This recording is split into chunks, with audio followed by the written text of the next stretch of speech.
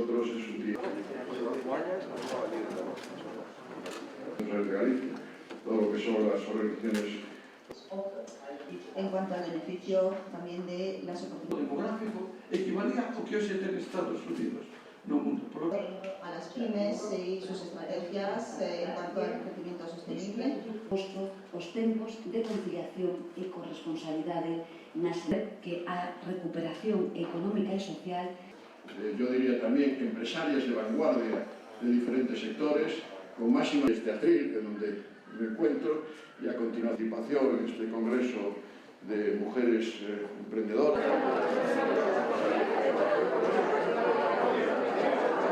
En Galicia hai máis mulleres traballando que nunca na nosa historia.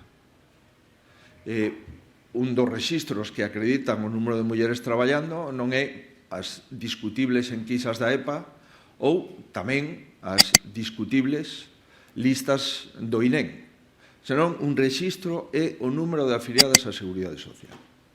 En Galicia temos 496.201 muller afiliadas á Seguridade Social o mes pasado, concretamente en agosto, e representan o 48,3% dos afiliados á Seguridade Social de Galicia. Por tanto, a pesares da crise, a pesares da COVID, a pesares de que aínda non conseguimos recuperar o Produto Interior Bruto que perdimos no ano 2020, o certo verdad é que xa levamos 2 ou 3 anos con un récord de afiliación á Seguridade Social de emprego feminino. Eso creo que é o indicador que nos fai albergar esperanzas de que esta igualdade legal se está convertindo pouco a pouco nunha igualdade real.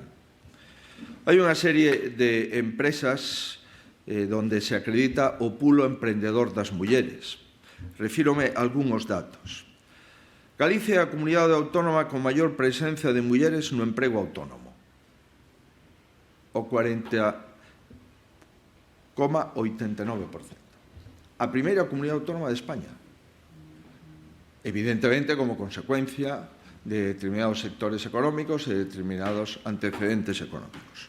Outro dato, Galicia é a comunidade con máis mulleres empregadoras no total de mulleres ocupadas. O 5,3% de mulleres ocupadas en Galicia teñen empregadas o seu cargo. Sin embargo, a media de España está 2 puntos por debaixo. Outro dato, para sentirnos satisfeitos como galegos. No ano 2019, por segundo ano consecutivo, se registraron máis iniciativas emprendedoras novas, o 65%, e máis iniciativas emprendedoras consolidadas, o 53%, lideradas por mulleres que por homes.